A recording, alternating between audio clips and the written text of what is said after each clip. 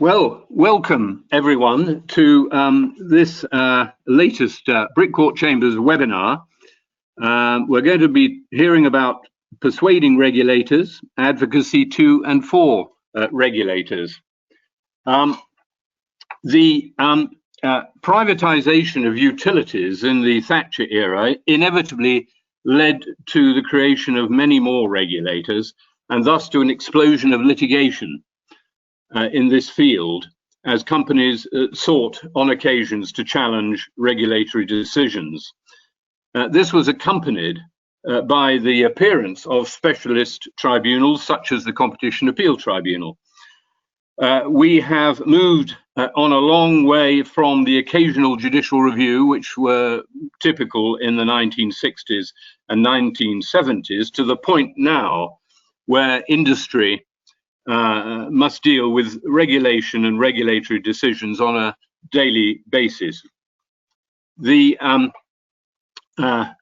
onset, of course, of Brexit means that our UK regulators are going inevitably to occupy an even more pivotal position as they fill the void left in certain areas by the European Commission and by other EU agencies. So this webinar is a very timely one. Just as regulators and their teams are specialists in their particular areas, so lawyers have needed to rise to the challenge and produce specialists in this field. Advocates who can, for example, cross-examine effectively the brightest and best economists and industry experts. Well, today we are truly fortunate to have as our presenters three Queen's Counsel who are acknowledged stars in their fields of practice and who have truly unrivaled experience in persuading regulators and in acting both for and against them when decisions are questioned on appeal or in judicial review.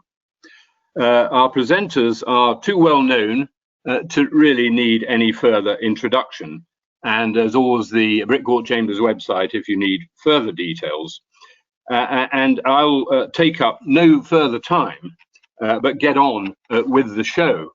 The running order is as follows today. First up will be Jemima Stratford, QC, who will speak for about 20 minutes and who will have some slides to show us. I hope the technology is up to it, but I'm sure that it is. Jemima will then be followed by Marie Demetriou, QC, and she will be followed by Robert O'Donoghue, QC. Marie and Robert will each speak for about 10 minutes. And when those presentations are over, we'll have the opportunity to ask questions or to make comments.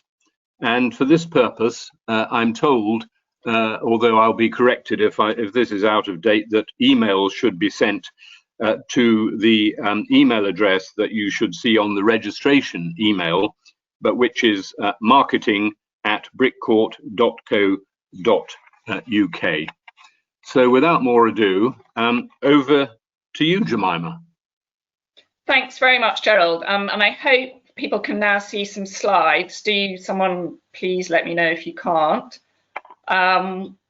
So first of all, what are the aims of this session? And I think I'm speaking for all three of us here. Rather grandly, I've said it's about the art of advocacy. It's not meant to sound grand. I just want to make the point that advocacy is an art rather than a science. And some of the things we say, some of you may quite reasonably disagree with. And it's difficult to have rules in an area such as advocacy. But I think that we are going to try and give you our tips, our practical tips, as best we can. I do realise in all this that we're slightly setting ourselves up for a fall. I don't suggest a sweepstake on how many of our own rules we break during this webinar, but I'm sure there will be a few. So what are we talking about? We're talking about how to persuade, how to tell a compelling story. And the aim when you're doing this kind of advocacy is to persuade the regulator, or if you're speaking for the regulator, to persuade others that your client is right, or at least closer to right than other parties. And we're going to be talking about both written and oral advocacy. I'm going to probably spend a little bit more time on written than oral advocacy for a number of reasons, including that I think really they are, well, obviously they're very linked techniques. So many of the things I say about written advocacy can be transferred over to oral. So what makes the best advocates? This is quite personal. These are some of my views. I think it's about making the complex sound simple, and in regulatory advocacy, that's particularly important. So it's about identifying the best point, your best point or your best points.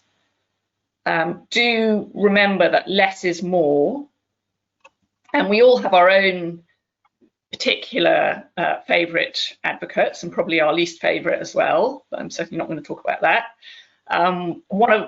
I think in terms of making the complex sound simple, David Panic is a paradigm example. And I've put there just a short quote from one of the Miller cases, part of the Brexit litigation. I think this was from, if memory serves me right, this may be from possibly even, I think it's Miller 1. And you can see that David Panic employed a very effective image there.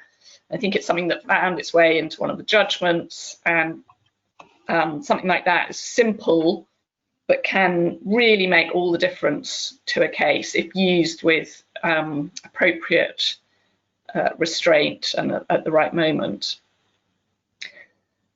So when you're doing written advocacy, I think a good something to aim for is to try to be what I've called the trusted gold standard.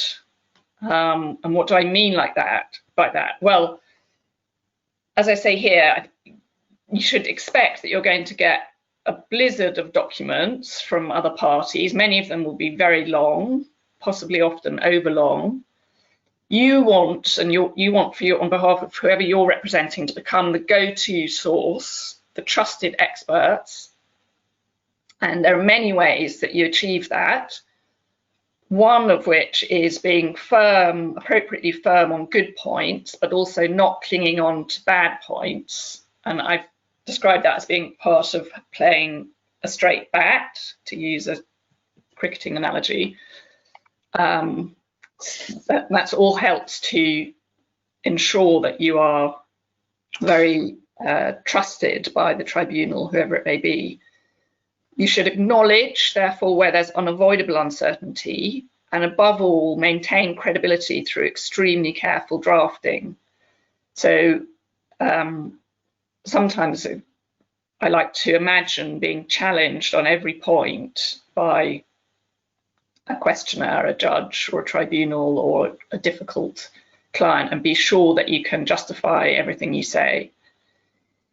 What about being the trusted gold standard at hearings? Well, most of the same guidelines apply, but you also need to think really carefully about what will come across well orally, and that very often will mean simplifying what you're saying. And again, simplifying what are very often unavoidably complex points really takes a lot of skill and work, and often time. You need, when you're writing for oral delivery, if you are making notes or even writing some kind of script, you need to keep in mind that it's very different to write for oral delivery. You need to imagine in your head what your words are going to sound like when listened to orally. Think really carefully about your audience. What will appeal to this particular audience? What are going to be their sensitivities, interests? Think about what about the burden on them, especially in these heavy, complex, often regulatory cases. Be sympathetic towards your tribunal. If if you're clearly engaging with them on what they're having to cope with, it's likely to make them listen better, I think, to the points you're making. So think about what they'll need extra help with or be particularly troubled by. A few points about your audience. Think about that. So think about, often I'm thinking now here particularly about the CMA. You've got typically the panel members who may be approaching it at quite a high level, and then you have the CMA staff who are at much more dealing with it at a working level. Obviously, you won't have quite that same situation if we're talking about, say, the CAT or another specialist tribunal with judicial members only. Don't assume knowledge of your clients' methodologies or experiences, and that includes not assuming knowledge of technical terms. So I would say a good rule of thumb is to redefine terms and acronyms and so on at the start of each document, and then use them for ease. It's very easy when you've been working on something for a long time to assume that everyone else will understand what may be very common concepts or terms in your field, but they may not be for outsiders. Coming back to written documents in particular, you need to think carefully about the structure. So I've called it signposting, and I'm talking there about having clear structure and a clear route map within the document of where you're going, both within the overall document, but also within sections, and indeed if you've got a complex suite of documents between the various documents, so that the reader can understand how everything fits together. Try and have as simple structure as possible, so that the reader can both know where you're going and can also relatively easily go back to find key points if they don't remember everything. A general rule, but of course all rules are made to be broken, generally you would probably want to put your best point or better points first. You also need to be proportionate, so an important or contentious issue, you should devote more space, give that more supporting reasoning and evidence than smaller, less contentious issues. Think carefully about how, when and how to use repetition. And obviously, generally, you don't want to be repeating, particularly within documents that are already going to tend to be on the long side and possibly too long.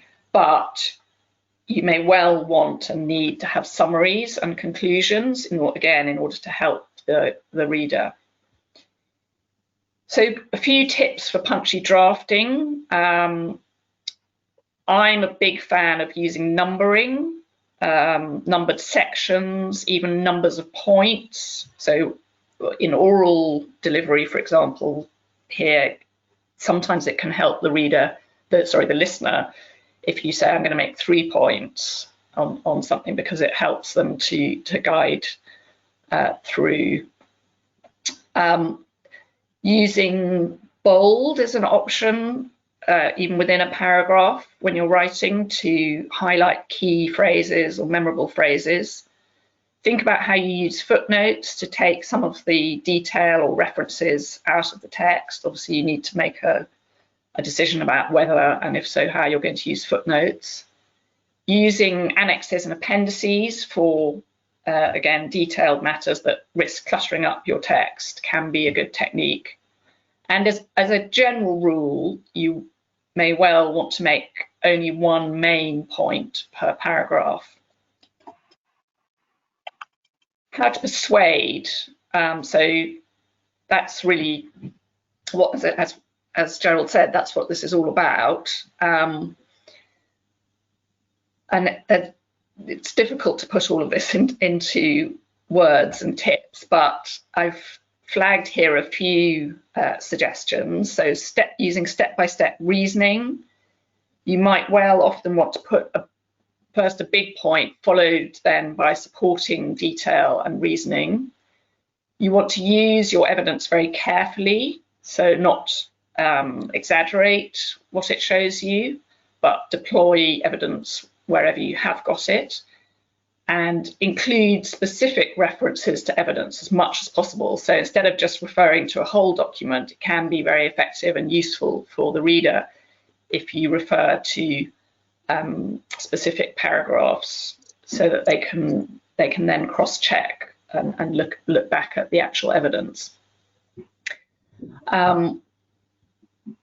Say what evidence was lacking, why it's important, if there are instances of that. I've called that information asymmetry, and that can be important in regulatory cases. You will sometimes probably want to use alternative points, so you might want to have a primary submission and then have a fallback or fallbacks, and you need to think carefully about how you present that. And then, as I just mentioned, do give very specific cross-references to other materials if you're referring either to other documents that your client or you are submitting, but also if you're referring to external materials. What about the tone? Sometimes it can be quite useful to try and imagine the best drafter you know in your head. You'll probably have your own personal favourite. It might be someone you worked with when you were more junior, or just someone you admire very much, and try to occupy their head. Generally, it's good to be confident, authoritative, and expert. Sound positive, but considered, diligent, and balanced. A few things to avoid. So I would say show, don't say. And what I mean by that is that just asserting something is the case is not the same as making submissions and arguing a point using supportive evidence. Don't try to avoid just making blanket assertions.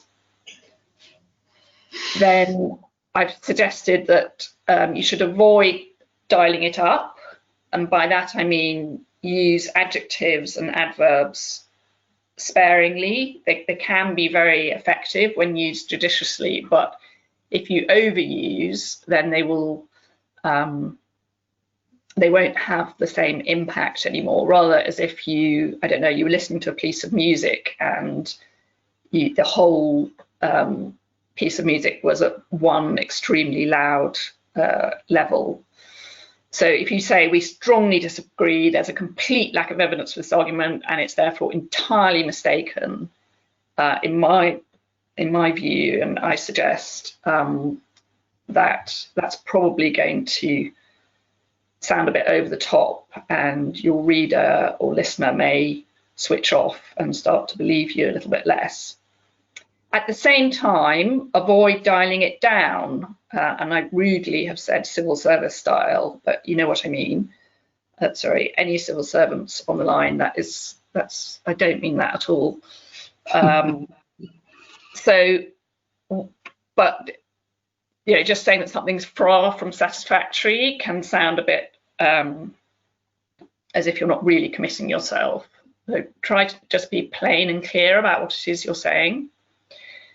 Avoid emotive language. It's not about emotions. It's not about what you feel.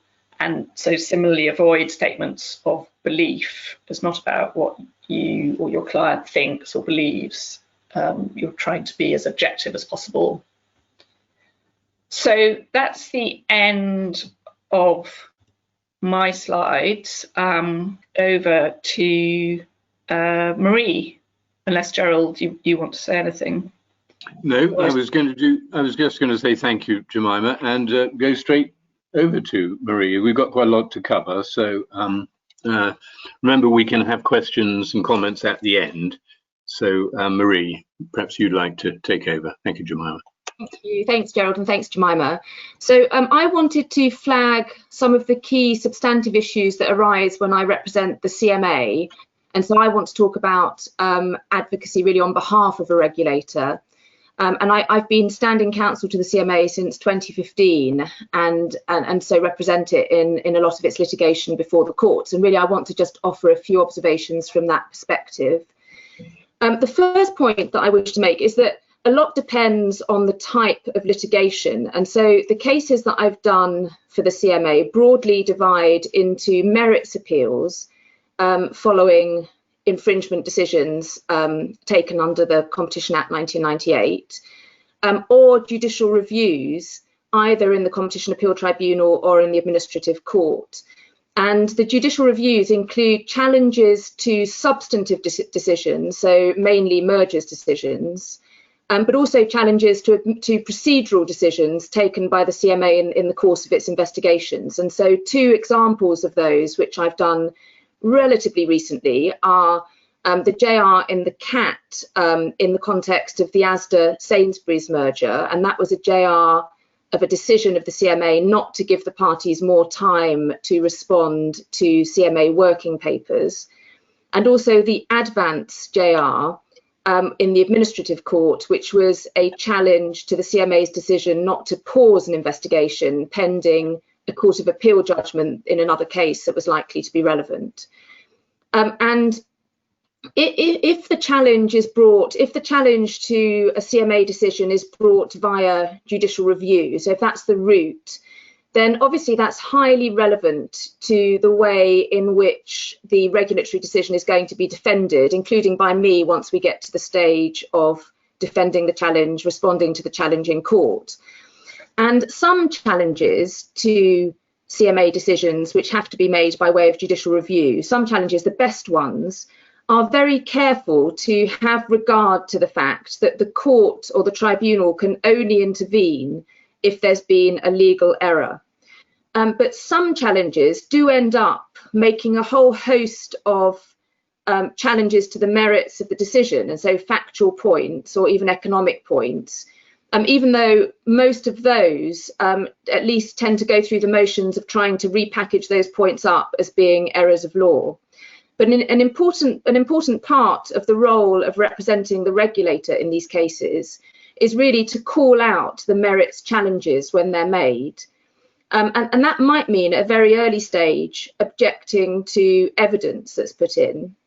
So a recent example of that, there was a challenge to the CMA's decision in respect of a merger between Toby and Smartbox, and I represented the CMA at the initial first CMC, even though I wasn't then available for the substantive hearing that followed. But at the first CMC, the parties sought to adduce fresh evidence which they hadn't put before the CMA during the merger's inquiry, and that comprised two factual witness statements and an expert report. And on behalf of the CMA, I objected entirely to the admissibility of the expert report, and also to parts of the factual witness statements. And we argued that the expert report contained new analysis that hadn't been put to the CMA during the inquiry. And the tribunal ended up excluding the whole of the expert report and large chunks of the factual statement, and was careful in its ruling to go through the case law that applies and which defines the circumstances in which it's permissible to put in new evidence on a judicial review, and took a reasonably restrictive approach. And so that's an example of a case where we spotted very early, because it was obvious that lots of these points that were contained in the challenge were actually, even though they were packaged as JR grounds, they were actually really challenges to the merits. And so we took action early on to say, well, no, this is not permissible. It's not okay simply for the tribunal to admit all of this evidence and wait for submissions later, because really, if these points are going to be, if this evidence is going to be admitted, then the CMA would need to respond to it. But that's really not the function of the tribunal to determine that kind of point on a judicial review.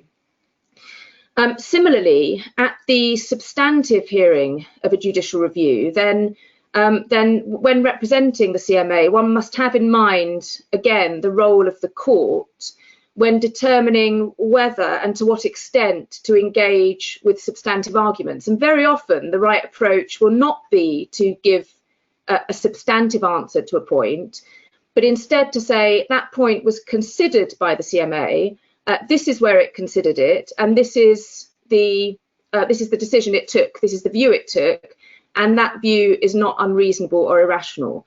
So in terms of tactics, that will often be the right way to address those points rather than engaging with them substantively. And the Advance case, which I mentioned, is a case in point. So that concerns the ongoing CMA investigation into excessive pricing of liothyronine, a thyroid drug. And what happened was that the CMA issued a statement of objections to the parties, and then the Competition Appeal Tribunal, in another case, but another excessive pricing case, phenytoin, gave its judgment, and its judgment stated that the CMA's approach to excessive pricing cases was, in the Competition Appeal Tribunal's view, not quite right, and so laid down a different framework. So what the CMA then did in relation to the separate parallel liothyronine investigation was that it issued a supplementary statement of objections and sent that to the parties saying, well, look, we've carried out the analysis now on the basis of the tests laid down by the CAT in phenytoin. So we'd like you to respond to that. But at the same time, there was a pending appeal in phenytoin to the Court of Appeal. And so Advance essentially said to the CMA, can you please stay the investigation? We shouldn't have to respond to this supplementary statement of objections because depending on what the Court of Appeal says, the whole thing may be wasted and it's very expensive to engage economists to respond, etc. And so the CMA considered all of those arguments, but decided that those points, even though there could be a waste, there could be an inefficiency, decided that those points were outweighed by the need to proceed expeditiously with the investigation.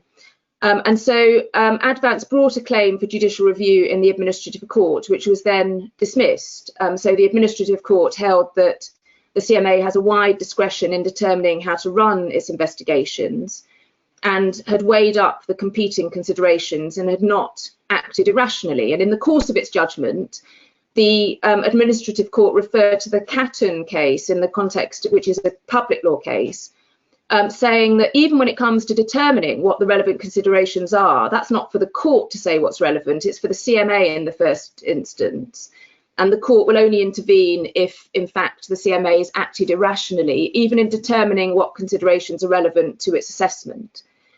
And so the case showed that in this kind of context, the hard work for the regulator really comes at the earlier stage, at the internal stage, when the claimant is making its request, for example, for a stay to the investigation. And so what the regulator needs to do at that stage is carefully and obviously with an open mind, consider all of the points and all of the evidence that the claimant is putting forward.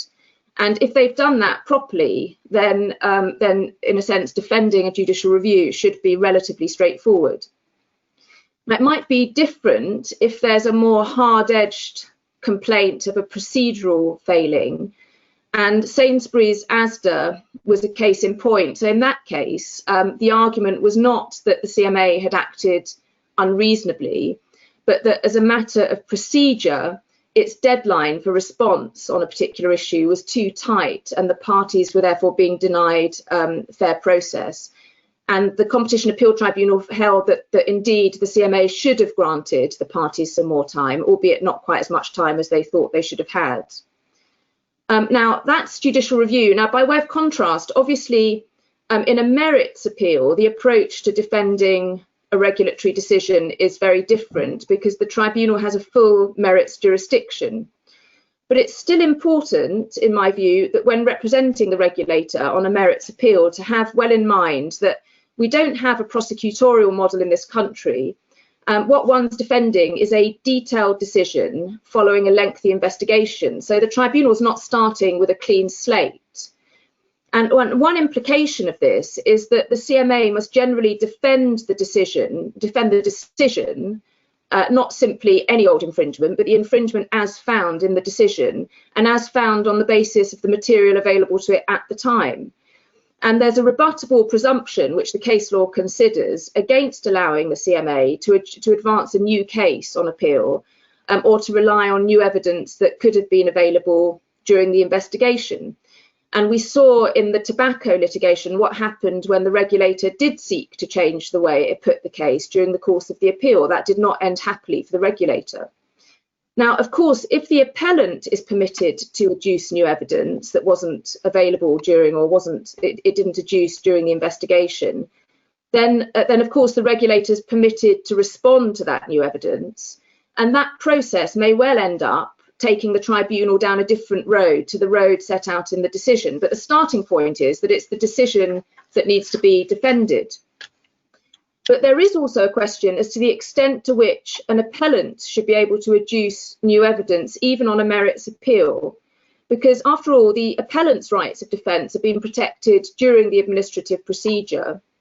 And it would be unfortunate if the regulator is stuck with defending the decision that it's made, but the appellant is permitted really to withhold material from the investigatory stage and then spring it on the regulator during the appeal. And this issue arose in the Ping case, which is a case in which I represented the CMA, and Robert, who's speaking next, represented Ping and eventually went to the Court of Appeal. But when it was starting off, when the appeal started off in the Competition Appeal Tribunal, the CMA sought to exclude some of Ping's evidence on the ground that it hadn't been adduced by Ping before the CMA in the administrative phase. And there was no good reason why Ping hadn't adduced it at that phase. And the relevant tribunal rule, there'd in fact been a rule change, requires the tribunal to have regard to whether the evidence was adduced before the regulator, and if not, what the reason for that was. And so the CMA, on behalf of the CMA, argued that the new Ping evidence shouldn't be admitted, and the tribunal did admit it, but it found that the evidence had not been made available by Ping to the CMA during the investigation. And it also found that there was no good reason for this. In fact, it held that it was rash and misguided of Ping not to have put the evidence before the CMA.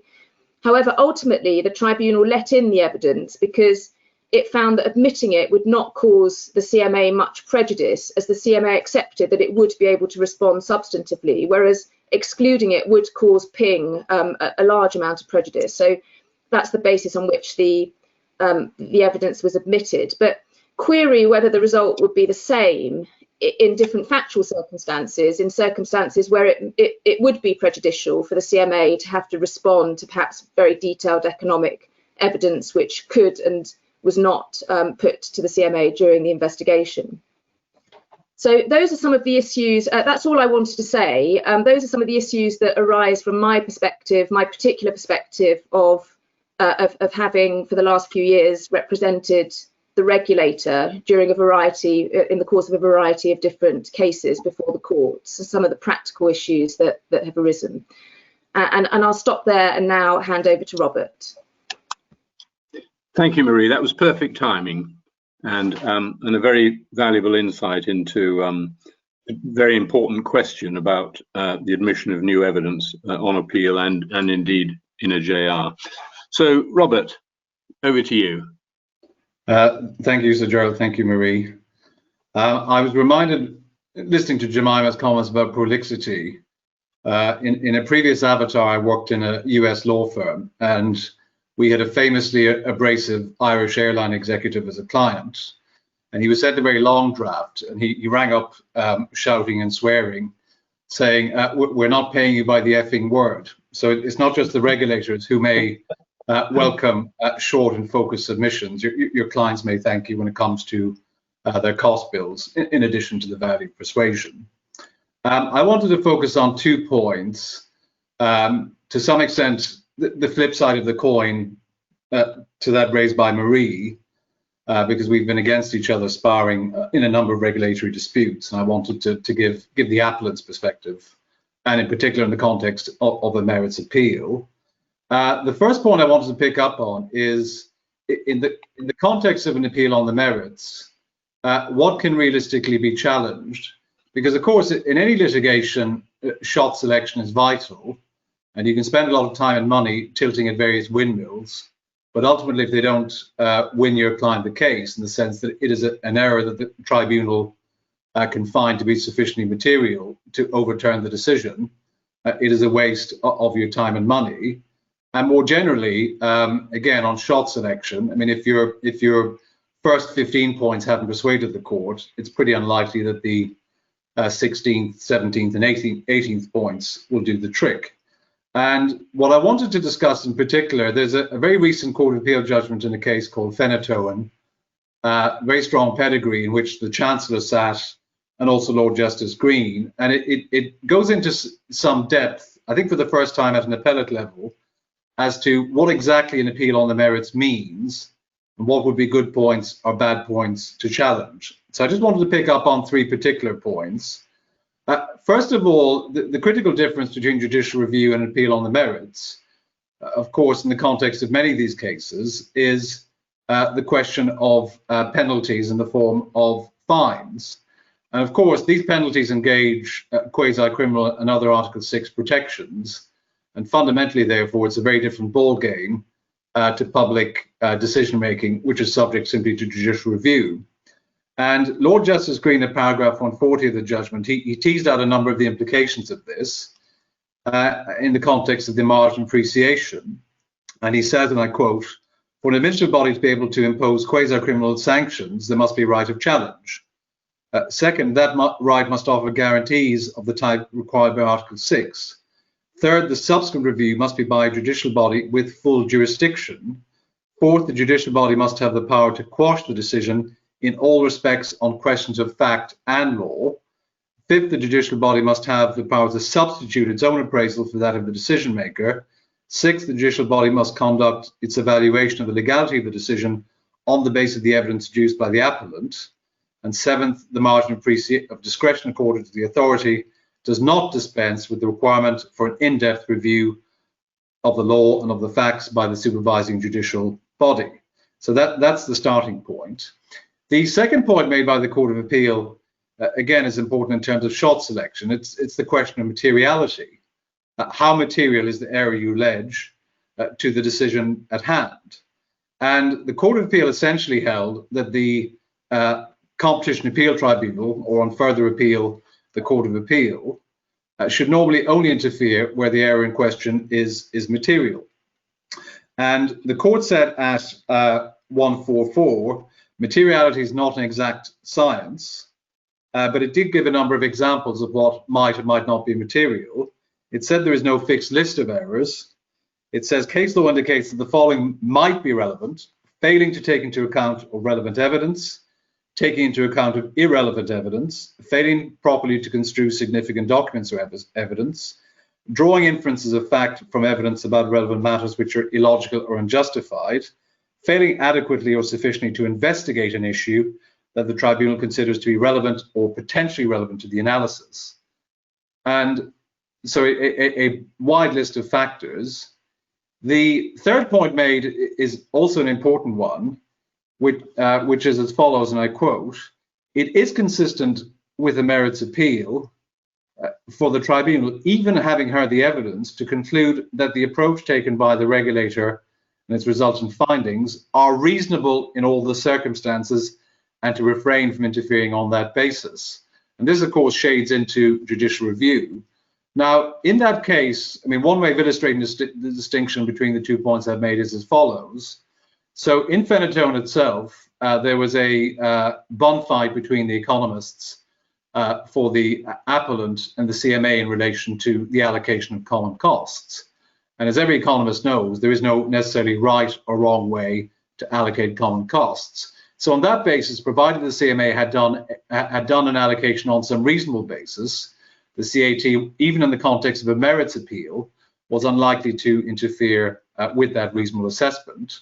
Now, by contrast, the CMA in that case was found not to have investigated the price of an identical product paid by the same customer. And the CAT and Court of Appeal says, well, we can see how something important like that is something which requires at least investigation. So that might be a good example of the distinction between an area where the regulator on a merits appeal will have some margin of reasonableness, or where the duty on the regulator to investigate and bottom out the point is heightened.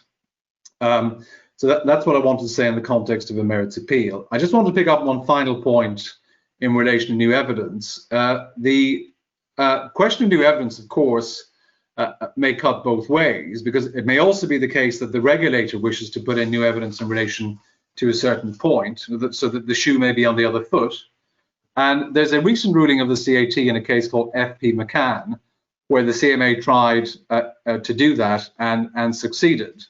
Now, the underlying issue was there was an allegation at the administrative phase that the CMA had been guilty of unreasonable delay in the conduct of its investigation, which prejudiced the defendant because its turnover had increased substantially, and therefore, by the time the decision was rendered, the ability to impose a fine, in particular based on the 10% cap, had increased dramatically. And the CMA, in the context of that appeal, put in a detailed witness statement from a senior executive explaining some of the reasons for why the investigation took as long as it took. And the appellant in that case objected to the introduction of that evidence, saying it was new, it was something available to the CMA at the administrative stage because the point had been raised. But nonetheless, despite accepting that that evidence was available to the CMA at the administrative phase, and that the substantive point had been raised by the appellant, the CAT nonetheless admitted the evidence. And it essentially made 3 points. First of all, it said not admitting the evidence would have been prejudicial to the CMA.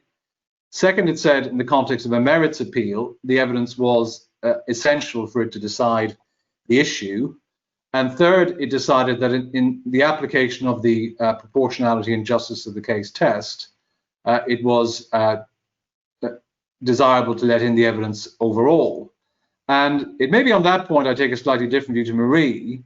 I mean, when Rule 21 was amended in 2015, it was amended at the request of the regulators, who were worried about the system being gamed.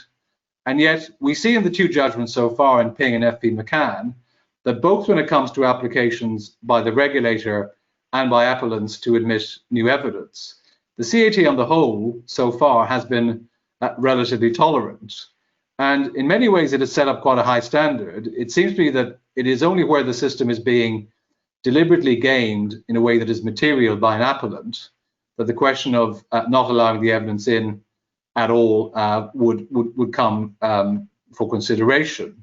And it may therefore be that this amendment to the rule has thus far proven a bit of a damn squib. And I think what it means in practical terms of appellants, so long as the substance of a point is trailed at the administrative phase, it seems to me unlikely in general that adding further detail by way of evidence at the appellate stage would result in that evidence being excluded. I mean, to give a concrete example, you are not compelled to front load ex ante all of your expert evidence before the CMA. You're entitled for the first time to put forward some of that evidence at the appellate stage. So I think the rule has thus far struck a reasonable balance. And the strategic point for appellants, of course, as a litigator, if you can hold back a good point, you will try and do so. I hesitate to say that in front of the ex-president of the CAT, but that is an iron law of litigation. And it seems that thus far there is flexibility in Rule 21, as long as you're sensible, to do just that. So I'm going to stop there, and we look forward to questions. Well, that's a very interesting remark there, and if I may say so, a very stimulating 10 minutes. Again, congratulations on keeping to time. So we do have time for a little bit of discussion. As far as I'm aware, I think Jemima would like to raise a point generally, both for comment by the other panelists and by me if I've got anything useful to add. Do you want to mention it, Jemima? Yeah, thanks, Gerald. Yeah, obviously I gave a general introduction, and I began, I think, by saying this is all an art, not a science. So there's lots of room for reasonable disagreement. So I wanted to ask the other panelists, including Sir Gerald, well, first of all, whether there's anything you disagree with in what I said, because there could well be, and also whether there are any other top tips you would have that I didn't mention, because, yeah, in the time available, I'm sure I'd know for sure that I didn't cover everything. So I thought it would be just interesting to hear. You've got these fantastic advocates here, and I thought it would be good to hear from others, including including Sir Gerald, if you don't mind. No, well, shall I go? I'm happy to go first or last, but what about the other panelists? Do you want me to kick off with anything? Go ahead. Shall I kick off? Why don't you kick off, Gerald? That'd be great. You sure? Okay. Well, there's nothing I disagree with. I thought of the points that Jemima made about the art of advocacy, which apply, as it were, with bells and knobs on when it comes to regulatory advocacy, both before the regulator and on any appeal. I thought she made all her points were very good points. And if I was going to highlight some points, I think I would highlight 3 or 4. First of all, I couldn't agree more that almost the overarching aim in the complex, inevitably complex matters that arise is to try and simplify it for the benefit of, particularly for the benefit of an appeal tribunal, because although there are specialist judicial members on most of the courts and tribunals, nevertheless, they almost certainly aren't as specialist as the decision maker, perhaps, and certainly aren't as familiar with the all the issues and the complexities of the issues as the advocates on both sides would be. And if you can, the more you can therefore make it simple, the more success you're likely to have. I also totally agree with the point, which surprisingly isn't always adhered to by even very skilled advocates, present company accepted, of putting your best point up front and hammering it home. One does see occasionally a tendency to throw the kitchen sink particularly in writing, at a decision, and mention everything, and then the really good point, and there's usually a main and then maybe a couple of really good points, can be lost in the dross of the also ran points. So I think putting your best point up front and hammering it home is crucial. The other thing that Jemima mentioned that I would wholeheartedly agree with is providing help to the tribunal. Again, this probably may not apply as much to advocacy before the regulator, although I suspect it does apply there too.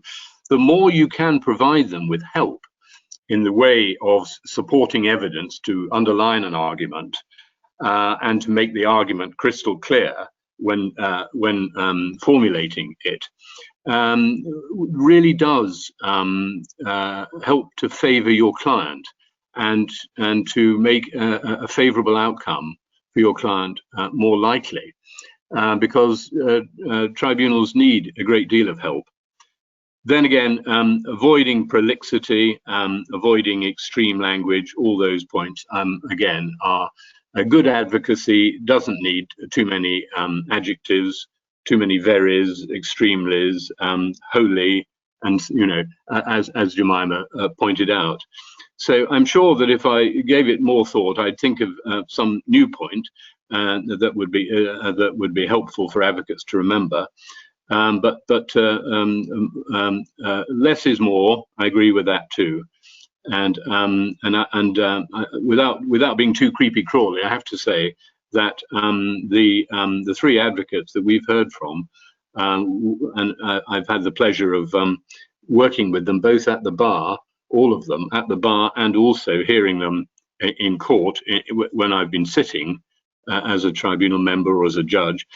They all comply with all of these, and all of them are a pleasure to have in front of one, and actually providing that comfort and non-abrasiveness and ability, it does really make a difference in many cases. Cases sometimes win or lose themselves, but there are a significant number of cases where the advocate makes a difference.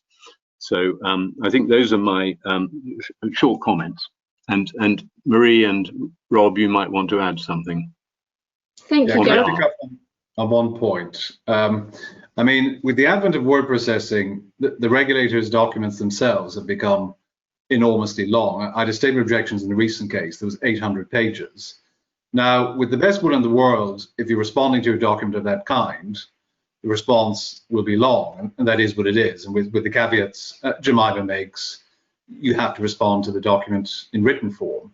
But if there's an oral hearing in front of a regulator, it's a completely different exercise in persuasion.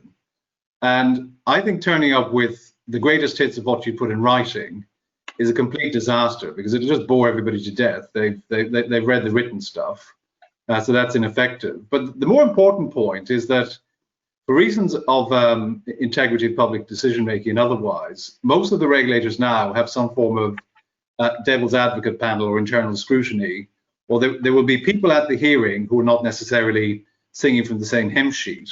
So the oral hearing is a golden opportunity for you to engage with people before the regulator who may have less skin in the game, who may take a more objective view, and who will come from the case from a slightly different perspective and will not be wedded to all the detail in the way that the case team is. And the practical point, which ties in with the first point I made, is to make a difference at an oral hearing like that, what you need to do is focus in on a small handful of either points of principle or points that are otherwise very powerful and self-contained that can make a difference to the entire case, and try and appeal to that level of the decision making to try and turn around the ship at that stage. Because the chance of persuading the case team that they don't have any clue are next to zero. You're at a different phase of the case by the time the statement of objections has been issued, and you need to approach the oral hearing with a very different perspective, and actually with a different audience in mind.